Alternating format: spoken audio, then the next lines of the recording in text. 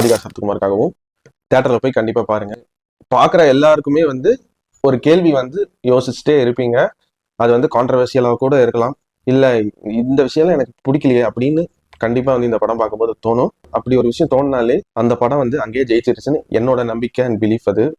And இந்த படத்தோட சில ஹியூமர்ஸ் ரொம்ப அழகா ரூட்டடா இருந்துச்சு. அண்ட் எனக்கு நோட்டபிள் ஒர்க்ஸ்னா ரேச்சல் ரிபாக்கா பிளே பண்ண கேரக்டரும் ஒரு சின்ன பையன் கேரக்டர் வரும், அவரோட ரோலும் முனிஷ்காந்த், இவங்க 3 பேரோட ரோல் வந்து எனக்கு இந்த படத்துல personal favourite. And special mention சைனீஸா கொரியன் நேமான்னு தெரியல, அந்த ரோல்ல ஒரு சைனீஸ் கேரக்டர் டாக்டர் வந்து நடிச்சிருப்பாரு. அவரோட ஆக்டிங் பெர்ஃபார்மன்ஸும் அவரோட சீன்ஸும் ரொம்ப ஹார்ட் ஃபெல்ட்டா வந்து இருந்துச்சு.